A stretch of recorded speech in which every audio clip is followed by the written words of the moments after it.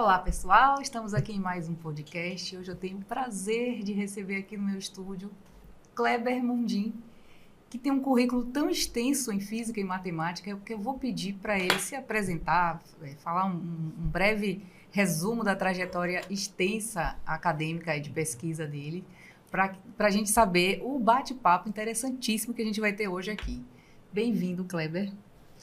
Muito obrigado, Naline, por esse convite. E é um prazer estar aqui com você, conversando sobre ideias do passado, ideias novas e o futuro da ciência, né? Que estamos aí sendo pressionados por essa tal de inteligência artificial. Então, vamos conversar um pouquinho sobre isso, né? Esse assunto muito me interessa, né? A tecnologia, tudo que vem de vanguarda na tecnologia me interessa bastante, né? E como filha de físico também, tive computadores muito cedo em casa, na década de 80, então isso me despertou um grande interesse. Mas quando a gente começou a conversar no último almoço, e ouvindo você falar, eu falei, meu Deus, quanto assunto interessante, eu preciso levar você lá para o podcast. E aí eu vou pedir para a gente começar falando um pouquinho, né, da sua trajetória. Bom, eu sou mineiro de nascença, né? Nasci em Monte Carmelo, no Triângulo Mineiro. Aí, por volta dos 10 anos, eu mudei para Anápolis, no estado de Goiás, onde tive a sorte de estudar num colégio estadual, onde eu aprendi o que foi a direção para a minha formação, né? E eu sou muito grato, inclusive, ao Estado brasileiro, porque me financiou a vida toda, né? Nunca paguei nada para estudar. E no colégio estadual, eu aprendi algo como integrais, derivada, teoria do orbital molecular, que isso só era visto em universidade. Então, era uma escola estadual de alto nível. Isso me impulsionou a fazer física, né? E com isso eu fiz vestibular na Universidade de Brasília, onde eu fiz a graduação, e depois voltei para a UNB. Foi em física e matemática depois? Foi em física e matemática, porque a UNB, ela foi construída de forma que era um prédio único. É um prédio que tem 890 metros de comprimento, né? 1 quilômetro de comprimento, com a visão Darcy Ribeiro, Paulo Freire. Eles pensaram em montar uma universidade onde todos os alunos deveriam fazer de tudo um pouco, né? Era um ensino chamado multidisciplinar e interdisciplinar, né? Não era só aprendermos a física, mas então os alunos de física, por exemplo, tinham matérias obrigatórias, como, por exemplo, psicologia da infância, psicologia da adolescência, introdução à psicologia, disciplinas na biologia, estudei Bourdieu na economia, fiz dissecação de cadáveres, essas coisas todas.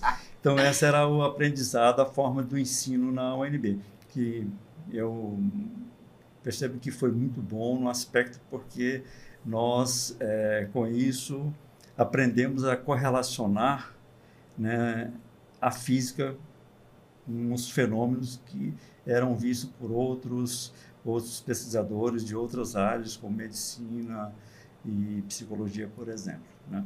Depois da UNB, que eu fiz a graduação, eu fui para o Rio de Janeiro, fiz um ano de mestrado no IME, no Instituto Militar de Engenharia, na área de engenharia de reatores, porque estava sendo construído a primeira usina nuclear no Brasil pela Alemanha, né? Isso que foi um dos motivos também que me levou a ir para a Alemanha. Que interessante. E depois disso, eu voltei para a UNB e fiz o mestrado, fiz especificamente em física e matemática, e lá tinha muitos baianos do Instituto de Física da Bahia, né, e outras áreas também, fazendo mestrado e doutorado. Eles me convidaram, eu fiz o concurso aqui em 1982, na Universidade Federal da Bahia, no Instituto de Física, E, por sorte, passei em primeiro lugar, aí fui chamado imediatamente. Que Aí legal. fiquei 18 anos, né? 18 anos aqui na Bahia. E Depois voltou para Brasília? depois eu fui apresentado numa festa que estava uma festa em comemoração do Dessa Brizola, parte? Ah, certo? Foi uma festa para o Brizola no Rio de Janeiro, né? Uma história até interessante. E aí eu conheci lá Carlos Márcio, que era e um ministro da Educação na época, que ele falou: "Ó, você quer ir para Brasília me ajudar?" Aí, tá bom, eu vou para Brasília. Então me mandou para Brasília e transferiu, né, ex officio, e perguntou para onde eu queria ir. Eu falei assim: "Não, quero ir para o Instituto de Química, porque eu digo para meus alunos que eu sei tudo que eles fazem, isso é, tudo que eles fazem lá na experimentação deles pode ser descrito pela a mecânica quântica, mas aí eles perguntavam para mim, por exemplo, o que seria por exemplo, uma dureza molecular, e eu não sabia explicar que era uma dureza molecular. Então, eu tinha que ir para a química para aprender esse jargão. Então, fui para a química.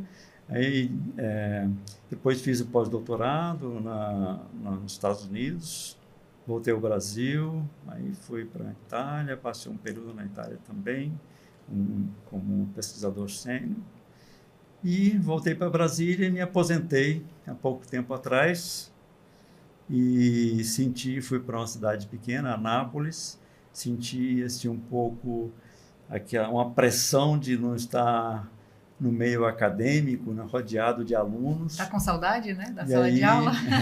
Aí comecei a falar: não, tem que voltar a fazer pesquisa. E já que você falou aí de várias áreas, por exemplo, física, matemática, você fala até junto, né? Física e matemática. Uhum. E a gente aprende na escola, né? Essas caixinhas, biologia, física, matemática, química, mas pela sua trajetória, até peguei aí em alguns momentos da sua fala, né? São coisas separadas ou a gente tem como ver uma linha, um fio tecendo uma unidade aí entre essas áreas do conhecimento? Hoje o ensino, né, no Brasil e em grande parte do mundo, ele é um ensino fragmentado, né? Se a gente parar para pensar, os filósofos, há séculos atrás, eles não falavam em biologia, física, matemática, né? Eles faziam ciência, né? Então, tudo estava misturado e conexo ali dentro, né? Eles olhando para o universo, para o sistema solar, eles descreviam fenômenos que aconteciam na Terra, como, por exemplo, as marés, influência da Lua no crescimento do cabelo, no humor das pessoas. Então, era uma ciência que se misturava ao tudo, né? Isso a gente chama de conhecimento conexo, né? E aí, no ensino brasileiro, nós perdemos isso. Na minha formação, eu fui formado dentro dessa filosofia de que o conhecimento era conexo. O que quer dizer o conhecimento conexo e como que essa coisa se perde no meio do caminho? Os alunos, hoje em dia, é como se você tivesse assim na cabecinha deles, né, um conjunto de caixinhas, né? A caixinha história, a caixinha matemática, a caixinha física, a caixinha biologia, né? Mas não ensinam para eles como é que essas caixinhas se comunicam. Isso é um ponto muito grave, né? Porque a ciência não é estanque a um único conhecimento, uma única dessas áreas do conhecimento, como a física, a química ou a matemática. Elas se interligam entre si, tá? E tanto é que a gente vê muito quando está dando aula, os alunos perguntam: por que eu estou estudando isso? Por que eu estou estudando integral, essa coisa complicada? Por que eu estou estudando uma reta, né? A equação de uma reta? Para que serve isso, né? Então, quando você percebe, começa a conectar, olhar a matemática em outras áreas do conhecimento, você percebe que tem uma ligação. Existe um fenômeno na natureza que vai ser descrito por aquela reta, por exemplo, né? Um fato interessante, falando um pouco da reta, que acho que isso é um pouco motivador, esclarecedor para os alunos, a importância disso. Hertz, no final do século XIX, ele fez um experimento de que quando você enviava luz, incidia luz sobre um metal, o metal emitia elétrons, certo? Mas a teoria da época não permitia, a teoria física que descrevia o fenômeno luz, não permitia explicar aqueles resultados experimentais. E ele achava que estava errado aquilo e pegou aquele experimento e colocou na gaveta e deixou. Aí apareceu Einstein, né? Einstein olhou para o experimento e viu que no experimento dele os resultados eram a equação de uma reta. Aí Einstein olhou para aquilo lá e falou assim, nossa, eu sei explicar o que está acontecendo fisicamente, qual o fenômeno. Então, era uma equação de uma reta que é uma das representações matemáticas mais simples que tem, que todo aluno sabe. Tanto é que quando eu vou dar aula, eu chego lá no canto do primeiro lado do quadro, eu coloco, quando eu vou explicar esse fenômeno do efeito fotoelétrico, eu coloco lá a equação da reta. Vamos estudar a equação da reta no último semestre de Química, Mecânica Quântica. Os alunos, professor, da reta, eu sei tudo sobre isso. Bem, vamos discutir aqui. Aí depois eu vou lá no quadro, lá direito, e coloco lá o experimento de Hertz, né? Onde a frequência onde a energia do elétron é ejetado em função do comprimento de onda, era uma equação da reta, e eu falo assim para os meninos, e aí, vocês conseguem explicar esse fenômeno aqui? Eles olham, nada. Eu falo assim, poxa, pense bem, Einstein ganhou o prêmio Nobel olhando por essa figura de uma equação de uma reta e deu a solução do problema, e vocês falaram que sabem tudo sobre uma reta e não conseguem explicar o fenômeno, aí eles ficam assustados e dizem, não, agora eu sei explicar então. Então, isso é que a formação não permite a pessoa fazer essa conexão entre um modelo matemático e uma realidade física, um fenômeno que está acontecendo. Né? E isso é muito importante. Então, a escola brasileira deveria integrar mais esse tipo de conhecimento. Né? E não ocorre, infelizmente não ocorre. Eu vejo as tentativas, mas ainda é muito, né, de ser tudo mais integrado, multidisciplinar, mas ainda é muito superficial. Assim, a escola brasileira, em princípio, ela é multidisciplinar, mas ela não é interdisciplinar. Isso é, ele aprende de tudo, mas não tem conexões. Né? Esse é um grande problema, que nós temos que sanar isso. Né? Porque é isso que vai levar a você compreender os fenômenos da natureza. Né? Você olhar como biólogo, trazer uma informação, um engenheiro olhar para aquilo e falar, opa, eu sei fazer uma coisa com essa aqui de engenharia sobre isso. Né? E assim, agora da natureza para o modelo biológico, quando é que a gente começou a estudar a tecnologia, a informática? Como foi que a gente começou a ver essa extensão e entender o cérebro, como é que funciona? Né? McLuhan já dizia que os sistemas são extensão dos neurônios, né? do sistema. Um fato interessante, talvez eu vou fazer um breve comentário, uma introdução, dando o exemplo do conhecimento conexo, né? Sim. Porque isso aí pode ajudar a pessoa a compreender o que a gente vai falar na introdução do problema da criação das inteligências artificiais, das redes neurais, essas coisas como um todo.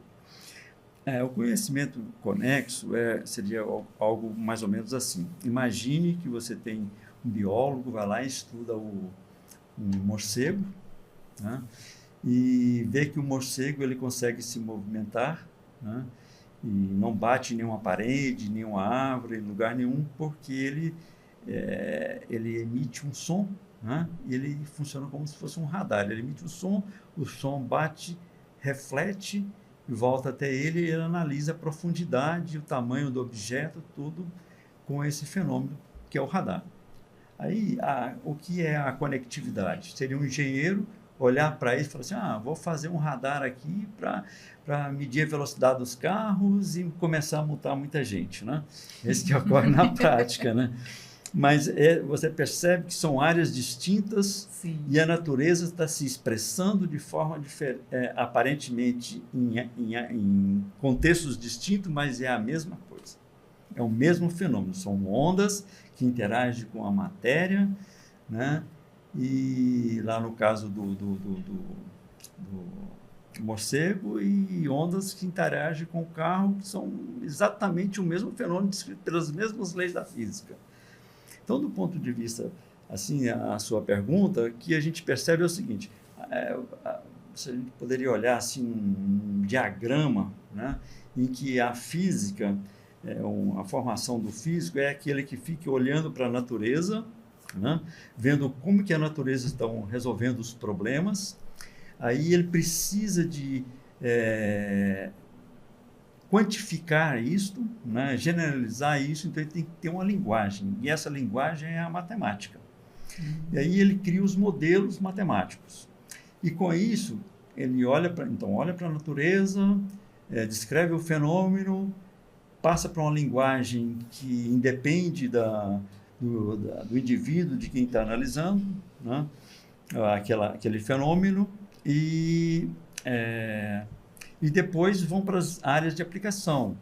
Aí, hoje, quase todas as áreas têm física no meio. Tem a físico-química, a biofísica, a física médica, né, a econofísica. Né? Hoje tem física que descreve o comportamento da bolsa de valores. A pessoa investe nesse tipo de fenômenos, porque muitas vezes o que está acontecendo na Bolsa de Valores, valores da soja, essa coisa, é um modelo equivalente a um outro modelo que ele já aprendeu em outra área do conhecimento. Então, isso é... Nossa, isso está dando um nó na minha cabeça aqui. Então, a gente pode dizer que a matemática é uma linguagem universal, é isso? Hoje, porque a linguagem humana, né, independente do idioma, né, ela é muito pobre para descrever o que está na cabeça de um pensador, um pesquisador. Tanto é que, muitas das vezes, quando você vai dar aula de um conceito sofisticado, né, o professor sempre fala: você entendeu? Vocês entenderam? Né? Sempre falando isso, porque não é uma coisa trivial você passar um conhecimento. Né? Seria... porque depois de 50 anos você pensando, o que está na sua cabeça algo já mais lapidado, né, questionado várias vezes, então você criou um consenso sobre aquele conhecimento. Mas quando você vai passar isso a primeira vez para um aluno, muitas das vezes eles ficam com essa dificuldade. Né? Então, a física tem a matemática, porque quando eu coloco a matemática, em princípio, eu expresso a minha ideia dentro do modelo da matemática. Esse modelo ele pode ser reprodutivo, não sei, reproduzível por qualquer pessoa que tenha aquela informação. Que interessante. Da mesma forma, por exemplo, eu posso fazer uma reação química aqui, criar um modelo matemático para descrever essa reação química aqui. Bem provavelmente, a reação química poderá ser feita em Marte, em qualquer outro lugar, mesmo que eu não tenha ido lá. Eu posso prever, por exemplo, se eu crio um modelo matemático que descreve, por exemplo, como a matéria reage, emite luz, por exemplo, eu posso dizer que uma estrela está a milhões de anos da Terra, se ela é de hidrogênio, por exemplo. Né? A gente vê sempre falando isso, mas como é que ele sabe que é de hidrogênio se não foi lá? Né? Uhum. Mas ele sabe porque os modelos matemáticos eles são extensivos, né? Eles pode estender a outros tipos de experimentações que você não consegue realizar naquele momento. Né? Então, a matemática é a linguagem apropriada para isso. Só que a matemática, ela não é uma coisa estanque e trivial. Né? Uhum. A matemática, a sua mãe muito bem sabe, né? Que você tem, ela é a matemática é formada por grupos de conhecimento, né? Por exemplo, simetrias, grupos de problema de topologia, equações diferenciais. Então, quem está fazendo, o pesquisador, ele tem que saber aonde aquele modelo se encaixa dentro da matemática. E, a partir daí, isso vira um modelo matemático que as pessoas podem reproduzir quando quiser e fazer experimentações e até modelar algo que não foi até então realizado em nenhum outro experimento, né? Essa é a grande sacada. Tem um fato interessante, que é uma parte da matemática, que é a álgebra, né? Até estava, um momento, conversando com a Bruna e começamos a pensar num trabalho sobre que 1 mais 1 não é necessariamente 2. Né? Você fala 1 mais 1 é 2, mas não é necessariamente 2. Por quê? Bom, por exemplo, o seu conhecimento e o meu conhecimento, somados os dois, né? Se a gente interagir, formos conexos, sim, bem possivelmente é mais do que o seu conhecimento sozinho, o meu conhecimento sozinho. Isso se aplica a um monte de fenômenos da natureza. Por exemplo, assim, pode explicar, por exemplo, entre dois animais que vivem distintos, né, espécies distintas que vivem, um pode ser dominante, né, e o outro uma caça, o outro caçador, ou eles podem viver em harmonia, né? Uhum. Então, se eles vivem em harmonia, bem possivelmente um mais o outro vão gerar ali, um come, o dejeto serve para o outro comer, e assim eles vão evoluindo dessa forma. Mas pode ocorrer também que um caça o outro, mas ele vai caçar o outro até quando? Aí, se ele caçar até o final, ele vai morrer de fome, porque a caça se foi. Então, você pode fazer esse equacionamento utilizando essa matemática que é um pouco fora da matemática convencional. Uhum. Muito bom. E a matemática, um fato interessante, que a matemática que nós estudamos, né, a matemática euclidiana. Né? Sua mãe sabe muito bem, se ela tivesse algum momento a gente conversar, seria interessante. Porque a matemática euclidiana é aquela que tudo é feito num plano, né? Mas a realidade do universo não é um plano, a realidade do universo é uma superfície, é uma topologia. Então, o mundo, quando você libera um objeto, né, você coloca uma bolinha aqui, você empurra ela em cima dessa mesa que é altamente plana, né, ela segue uma linha reta aqui. Mas se eu pegar essa bolinha num lugar onde que tiver uma superfície que não é plana, né, que é deformada o espaço, ela vai gerar um caminho. Quantos caminhos existem? Pode existir infinitos, mas a natureza escolherá um, que é o princípio que obedece ao princípio de minimação, que é um dos princípios mais importantes da física. Não, está interessantíssimo. Eu estava aqui pensando, né, quando foi que surgiu a ideia de se reproduzir o cérebro humano em máquinas, nessa história toda aí? Sabe que a inteligência artificial, uma máquina inteligente, na verdade, não surgiu. Ela surgiu, se não me engano, foi desenvolvida por um francês, acho que Valcanzan, o nome dele. Ele fez um pato com centenas de peças mecânicas, onde esse pato ele emitia som, ele comia, ele fazia os dejetos dele, nadava. Isso era uma máquina, né, que era inteligente por volta de 1750, mais ou menos, onde esteve isso. Mas isso ficou na história como sendo uma das primeiras máquinas inteligentes, né? Que é a base da máquina inteligência, é a base do que nós chamamos hoje de inteligência artificial, certo? É criar máquinas inteligentes. Mas, efetivamente, assim, do modo mais concreto, né, ela surgiu por volta de 1943, né, com dois pesquisadores, um neurologista, se não me engano, um matemático. Eles publicaram um artigo onde eles desenvolveram um método matemático que fazia uma simulação do aprendizado de fazer operações simples é usando a ideia de conexões dos neurônios, né? Os neurônios, eles têm um conjunto de informações, eles gravam um conjunto de informações e eles ligam um neurônio ao outro por chamados dendríticos, né?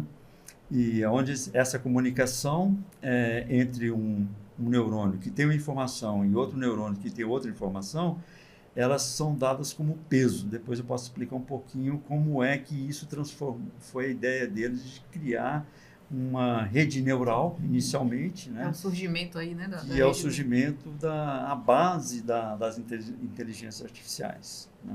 Eu ia te perguntar o que era rede neural, exatamente. Eu já estava aqui. É aquilo que nós comentamos inicialmente, né? Os pesquisadores olham para a natureza, né? E vai tentar olhar o que a natureza, depois de milhões e milhões de anos de evolução, né, consegue resolver problemas de forma extremamente eficiente, né? A parte de tentar reproduzir ou fazer uma mímica do funcionamento do cérebro para resolver problemas, e que veio como base nesses dois pesquisadores. E aí esse problema se desenvolveu e criou-se a partir daí um modelo matemático chamado redes neurais artificiais.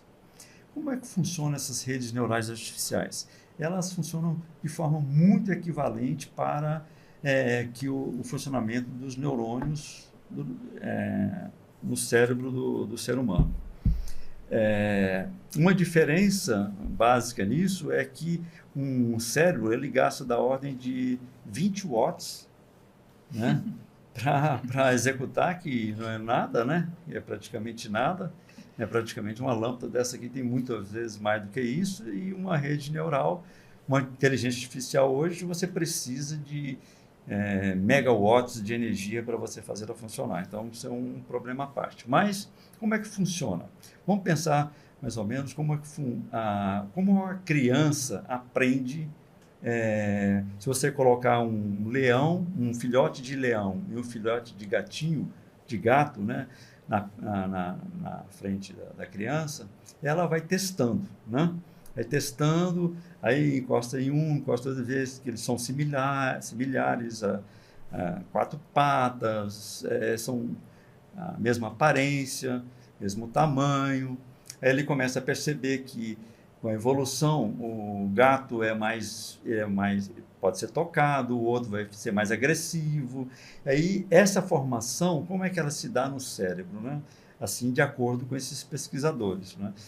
É que a criança, essas informações vão para os cérebros e elas são armazenadas essas informações nos neurônios como se fosse peso, né? A informação chegou, ele olhou para o gato, veio um peso, os neurônios configuram aquela imagem de quatro patas, uma cabeça, ele miando, né? Então isso vão para os neurônios, a imagem chega, né, no olho, ele decodifica isso e cada neurônio dá um peso para aquela informação que está chegando. Por exemplo, o neurônio diz que aquilo lá é um prato ou uma galinha, né? O outro diz que pode ser uma árvore. Então, em todo o conhecimento dele, o que o neurônio faz, o aprendizado dele faz é criar filtros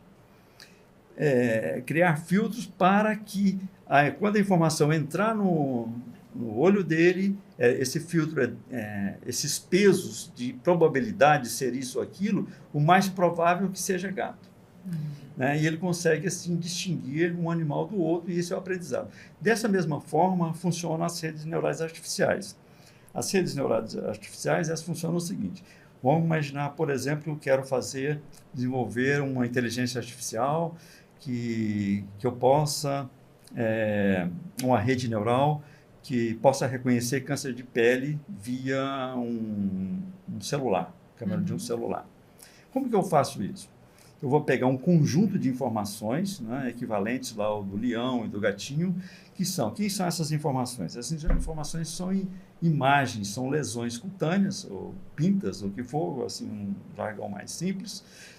E eu preciso de saber que cada imagem daquela tem que estar associado ao tipo de lesão que é aquela. Então, essa lesão aqui é uma queratose. Então, eu preciso ter um padrão, né, um padrão ouro para certificar que aquilo é realmente uma queratose. Aí, uma outra imagem é uma lesão cutânea, pode ser, por exemplo, um câncer, um melanoma, né? Aí eu vou pegando milhões dessas imagens com esses padrões ouros, e aí eu vou treinar os pesos, né? Quando eu vou treinar a rede neural, que quando ela olhar essa imagem está associado a isso, os pesos de comunicações entre os neurônios, que são processadores matemáticos, né? Ela vai treinar e vai criar uma matriz de peso. Quando ela vê aquela imagem, ela já vai pelo caminho dos neurônios, das ligações elétricas, que é aquela que tem maior peso. Ah, então certo? é assim que funciona? É assim que funciona. Não é mais um inputs e outputs, assim. Só input e output. E a entrada e a saída, o caminho de seguir é aquele caminho que foi construído com maior peso para aquela informação específica. Então, tem que ter muito cuidado quando você for treinar uma inteligência artificial. Ela tem como base a rede neural. Se o seu banco de dados tem um viés, se o banco de dados tem algum problema que não é real, ele vai aprender errado. Isso aconteceu nos Estados Unidos. Eles treinaram logo no início, né, das IAs e das reconhecimento de imagens, né, com o padrão. Eles queriam reconhecer todo mundo que viesse da América Latina, né, reconhecer se poderia ser um traficante ou não, ou coisa desse tipo. Só que o banco de dados que eles usaram era muito de países onde tinha realmente a produção da cocaína, essa coisa como um todo. Então, a aparência era sempre as mesmas, né? Um colombiano ou algo desse tipo. E aí, todo mundo que chegava lá, que tinha aquela aparência, mesmo brasileiro com uma aparência meio colombiana, era barrado, porque a inteligência artificial foi treinada com esse viés. Né? Então, esse é um erro. A gente vai cair nos dilemas éticos da tecnologia aí, né? Exatamente. Temos que ter esse cuidado, porque você pode estar passando, principalmente na área de saúde. Quando, em 2019, nós ganhamos um prêmio internacional, porque estávamos competindo com o IBM, com o Google, com várias instituições internacionais sobre reconhecimento de câncer de pele. Certo? Então, estávamos treinando uma rede neural para reconhecer isso. Achei importante colocar isso aqui no seguinte aspecto, porque nós acertávamos 90%, né? Ganhamos um banco de dados de 30 mil imagens de lesões cutâneas e os seus padrões ouros, né? O que ela significaria, se era uma queratose, se era um melanoma, estava tudo muito bem determinado. E nós conseguimos acertar 90%, enquanto um especialista acerta 70%. Então, estão acertando, ótimo. E ganhamos um prêmio internacional por isso, né? E aí os alunos ficaram muito satisfeitos com essa coisa. Aí, bom, então já somos o dono do problema, né? Aí fomos para o Hospital da Universidade de Brasília. A hora que começamos a atender os primeiros pacientes brasileiros, a mesma rede neural que foi treinada e dava 90%, começou a dar resultado de assertividade de 40%. Eita, que queda. Aí, o que foi? Que aconteceu? É esse? Será que está errado? Será que nossas câmeras não funcionam? E usamos os mesmos equipamentos para as outras tecnologias que foram fotografadas lá fora para criar. Aí nós chegamos à conclusão que o banco de dados era um banco de dados caucasiano. Esse banco de dados caucasiano não representava a textura da pele brasileira, Todas a as exposição etnias, né? as etnias, essa coisa como um todo. E aí desmantelou-se tudo, porque não existe no Brasil um banco de dados da população brasileira. Então, hoje, tem que se tomar muito cuidado, por isso que eu falei um pouquinho sobre isso, porque muitos desses aplicativos que estão vendendo no Brasil, que estão se divulgando no Brasil, que faz reconhecimento de câncer de pele via celular ou smartphone, qualquer coisa desse tipo, tem que tomar cuidado, porque eu não conheço um banco de dados brasileiro para que essas pessoas o treinaram. Sim. Então, estão fazendo com outros bancos de dados. Olha, muito interessante isso. Então, a gente encontra, né, em várias áreas, por exemplo, até esses ChatGPT, Gemini, a gente faz geração de imagem, né, a IA generativa, e aí a gente coloca uma foto de referência para ele reproduzir essa foto. Por exemplo, eu mando uma foto minha para fazer, inventar uma fotografia inventar uma imagem, na verdade, com base nas minhas feições, de um prompt que eu descrevi, né? Então, eu tentei, fiz alguns experimentos, mas ela não respondeu da mesma forma para as diferentes cor de pele de outras pessoas, entendeu? Então, você vê que os inputs ali estão muito pobres ainda, né? Significa que o banco de dados que foi usado para o treinamento dessa rede neural, que é a base da inteligência artificial, bem possivelmente ele tem viés, né? Isso falta informação ali dentro, ou as informações estão erradas, né? Ele diz que é uma coisa e é outra, e isso tem que ter muito cuidado.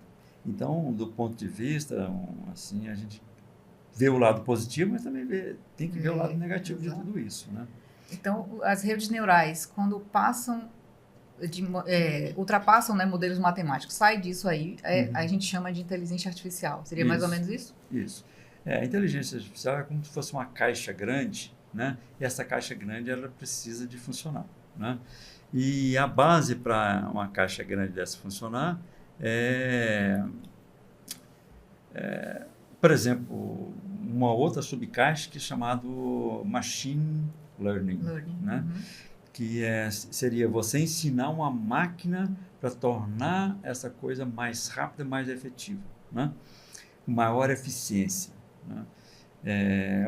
Uma pergunta que se caberia quando eu coloquei máquina mais eficiente que quem é mais eficiente, um homem ou uma máquina, né? Isso a gente tem que parar para pensar, mas nesse contexto que nós estamos falando, as máquinas são mais eficientes que o ser humano. Por um problema de velocidade, de processamento, de né? processamento, de conexões, né? Fazer conexões de objetos, de informações que aparentemente não são conexas. Que nós não temos toda a informação, nós não lemos todos os artigos que estão no mundo, né? Não sabemos todos os jornais, mas a IA sabe, né? E processa rápido, cada vez mais rápido, né? Cada vez mais rápido, né? Então, esse é um problema. Então, você tem essa caixa, né, que é a IA, né? IA, dentro dela, para ela funcionar, ela precisa de algumas engrenagens. E essa primeira engrenagem tem que ter uma máquina que vai aprender, né? Agora, como ensinar a máquina, aí vem o que a gente chama de redes neurais artificiais, que é um dos modelos, né? Isso é um modelo matemático para treinar a criar aqueles pesos, né? Dado um conjunto de informações, criar os pesos. E se você tem essa matriz de pesos, essa matriz de informações, como aquela imagem vista e sai no final a informação se é câncer ou se não é câncer, por exemplo, especificamente, esses pesos, ele treinou um IA uma vez, você guarda isso e acabou, né? Você não precisa, só vai treinar de novo quando você perceber que tem mais informações para você melhorar o banco de dados. Então, é uma evolução, mas, por exemplo, um Google vai criar uma IA dessa, ou ChatGPT, o que eles fizeram? Pegaram informações do mundo em todo, né? E começaram a treinar, né, uma rede neural que fizesse reconhecimento de face, reconhecimento como chama, de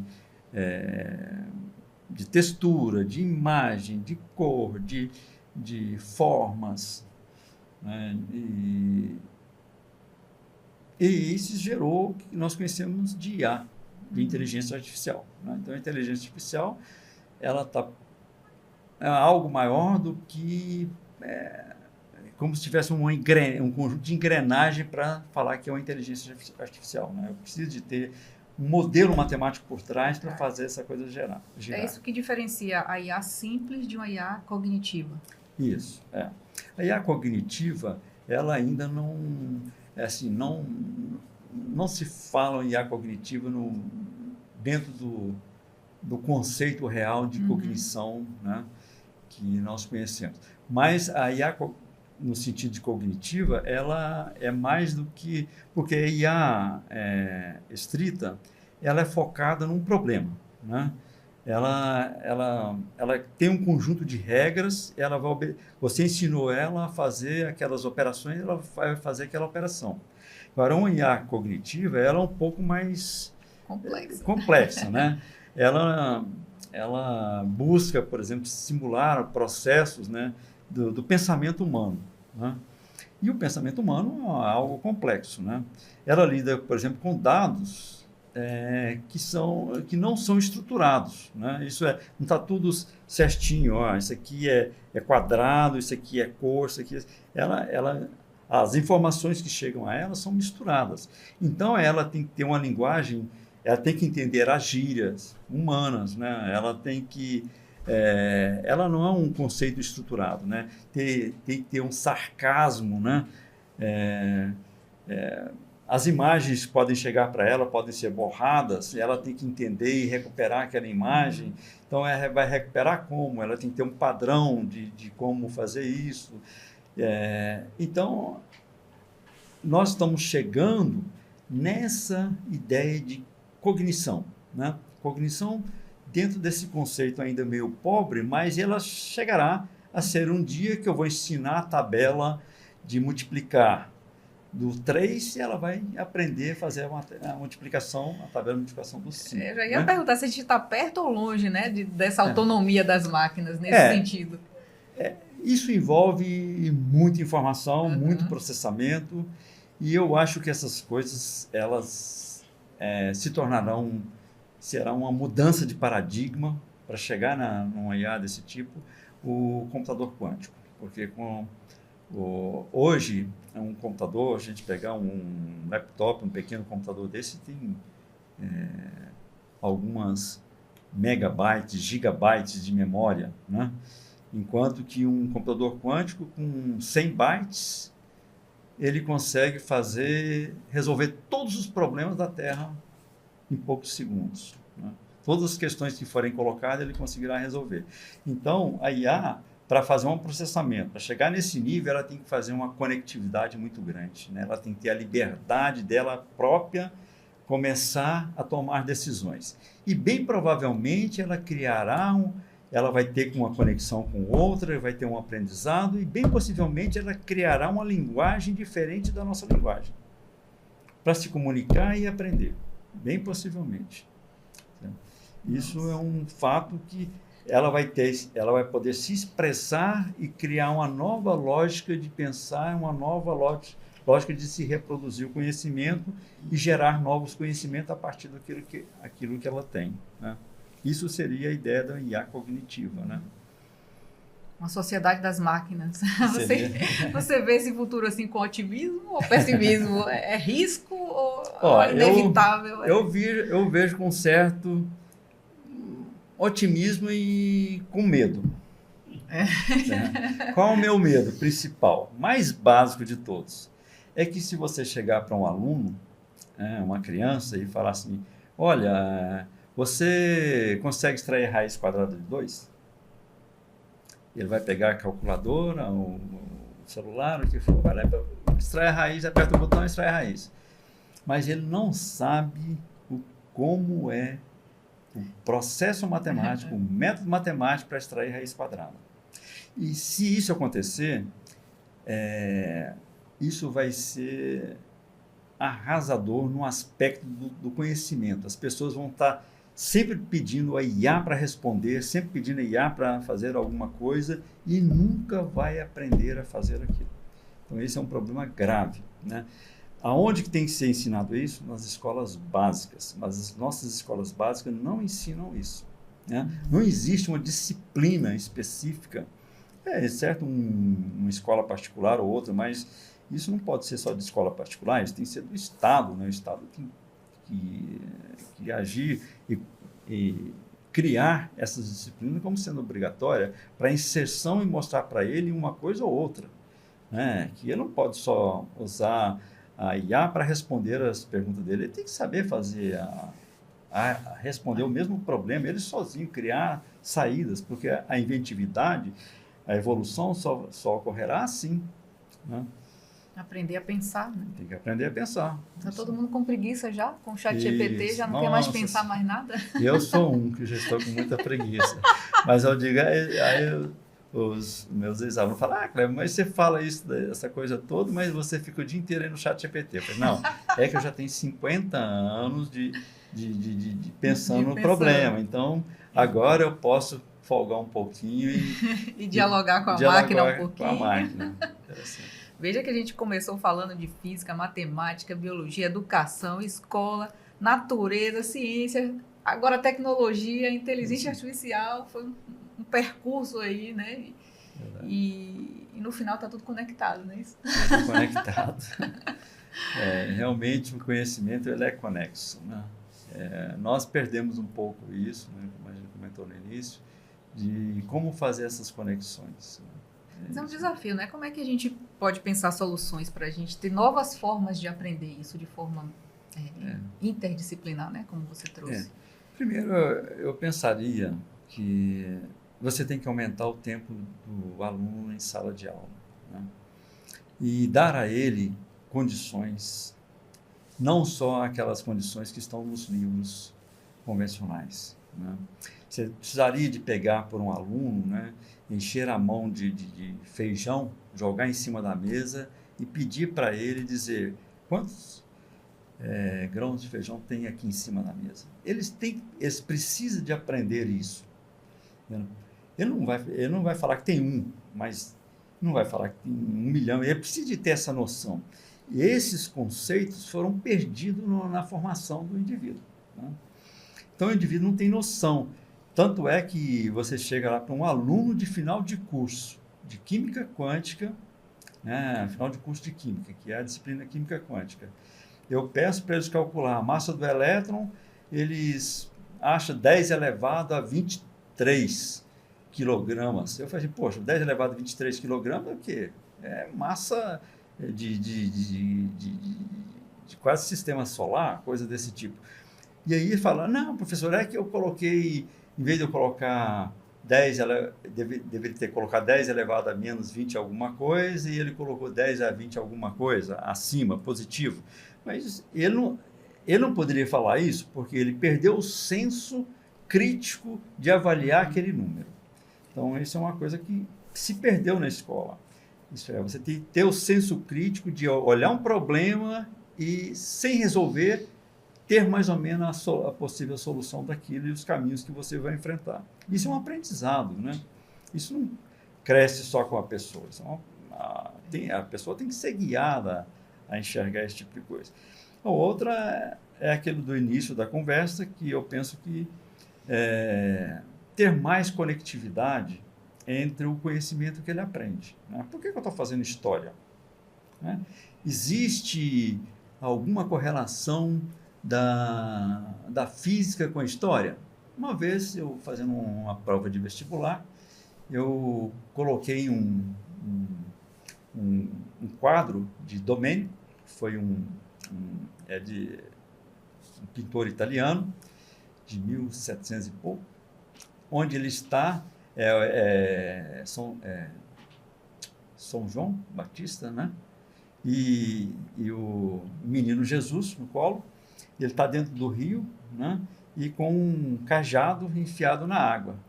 Aí eu perguntei na prova se aquele quadro dava a entender que o pintor entendia de lei de Snell em física.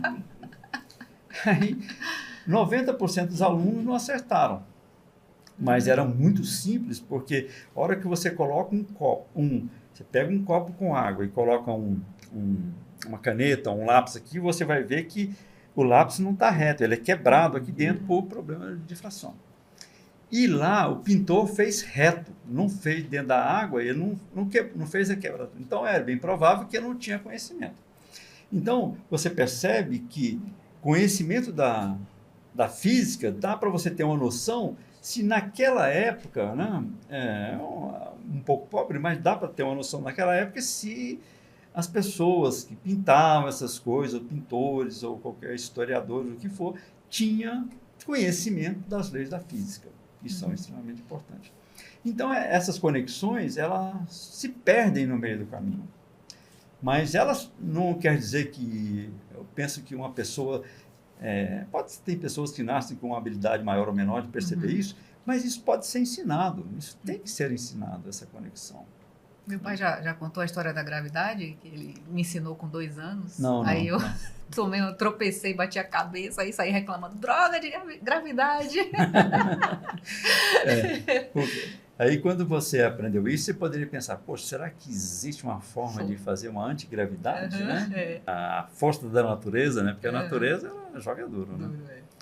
Ele ficava falando das estrelas, também do universo, né? Então, assim, crescer ouvindo esses conhecimentos amplos e interligados é bem interessante. Né? Se a gente olhar, por exemplo, o sistema solar, né? O Sol e os planetas girando em torno do Sol. Se a gente der uma olhada no átomo, os primeiros modelos de atômicos foram assim, eram núcleos elétrons girando como um sistema solar. Né? Então, você percebe que o mesmo modelo, em escalas diferentes, eles se apresentam com o mesmo fenômeno. E a matemática também, né? Na natureza toda, e a matemática universo. será a mesma. Né? Tá dando até vontade de estudar. Eu fui para outras áreas, né, das artes, mas assim, o fato de ter essa base de matemática, né, das exatas é bastante importante. Assim. Até para outras, para música, por exemplo, a matemática está presente na fotografia, né? Então é bem interessante mesmo. A física, no som, na produção do som. É uma coisa interessante. Eu sei todas as equações, todas as teorias do som, mas não sei tocar sequer um pandeiro ou um violão. Muito menos cantar. Né? Eu digo que a música tem 3 pilares. A lógica, a técnica e o sentimento. Tem uma coisa ali que é o sentimento. Não dá para explicar. Certo. Música sem o sentimento, só com a técnica, ela é sem alma, sabe? Certo. Feliz aqui com esse bate-papo.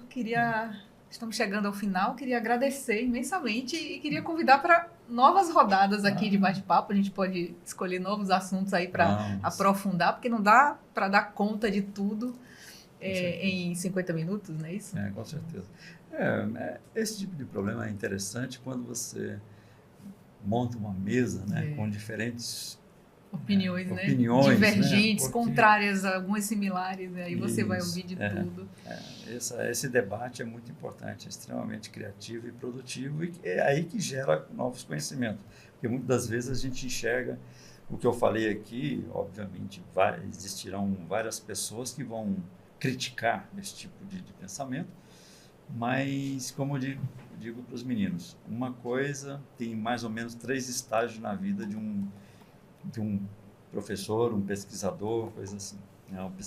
Logo no início, que está em formação, né, que ainda não terminou o doutorado, e aí ele pode falar qualquer coisa que não vai ser criticado, mesmo que seja errado, fortemente. Mas quando ele vira um doutor, que ele tem que competir para ganhar a bolsa do CNPq, dinheiro para pesquisa, dinheiro para aquela coisa, aí ele tem que entrar numa rédea, né, e falar aquilo que se espera que todo mundo fala. Então, eles não são criativos nessa fase. Né?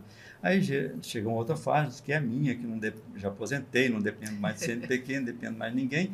Aí posso falar um monte dessas, entre aspas, asneiras. Né? Só que essas asneiras não são tão triviais mais, porque são 50 anos de pensamento. Né? Já que você falou aí de botar várias pessoas numa mesa e tal, se a gente colocar vários autores para trocar conhecimento? A gente está só reorganizando as ideias ou a gente está criando algo novo? Como existe o conceito aí que a gente falou um pouquinho de cognição, né? O ser humano é cognitivo, bem possivelmente a soma de 3, 4 é maior do que 4, né? Então vamos produzir bem possivelmente coisas novas, né?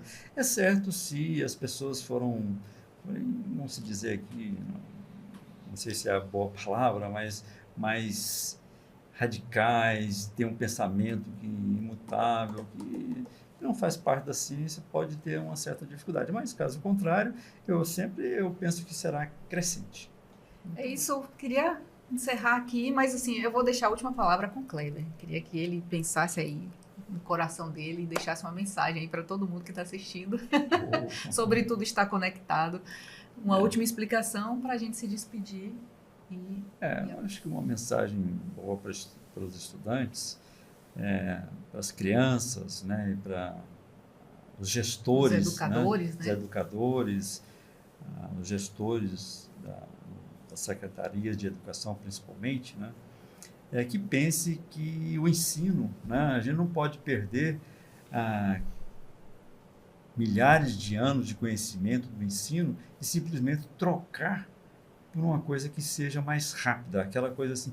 Por exemplo, eu lembro a Bruna quando era pequena, né, minha filha, ela falava, aprendi piviti igual a povotó. Mas o que é piviti igual a povotó? Eu não sei o que é isso, né? Então, isso por quê? Porque são muitas informações que o aluno tem que adquirir para passar num vestibular. Tá? Isso é muito ruim, né? A gente não pode ensinar para passar em vestibular, a gente tem que ensinar para aprender, né? Para compreender aquele fenômeno, porque a hora que você compreender o fenômeno, se aquilo fizer parte da sua alma, fizer parte do seu DNA, você explicará muitas outras coisas além daquilo que você está vendo. Então, é importante nós olharmos para a natureza também, porque a natureza ela vai trazer soluções para uma infinidade de problemas nossos, né? Nem falamos aqui numa da natureza que está envolvida agora com a inteligência artificial, que são as engenharia genética, né? E o método de crossover, né? De você usar os pais para cruzarem e gerar um filho para uma evolução. Certo? Se você usar esse mesmo modelo matemático, já é possível, já está matematizado esse fenômeno, né? esse fenômeno biológico, de que você usar duas máquinas com conhecimento e você criar uma terceira máquina usando esse crossover, como se fosse pai, elas se Sim. casando, gerando um filho, a evolução, né, das IAs, das máquinas inteligentes, elas serão muito mais efetivas, né? A gente tem que pensar que os jargões, eles têm que ser... a pessoa não pode ficar dura num jargão, né? Por exemplo, assim, falar assim, genética, né? Então, é o gene, né? Não é o gene humano, é um modelo matemático que transcreve tudo aquele fenômeno, né? Que você está transpondo, que a natureza fez isso muito bem feito, você está transpondo esse modelo matemático para uma outra coisa. Se deixar, acho que a gente vai conversar até amanhã aqui, porque está muito bom. Bom, mas é isso. Então, ficamos por aqui e até a próxima. Tchau.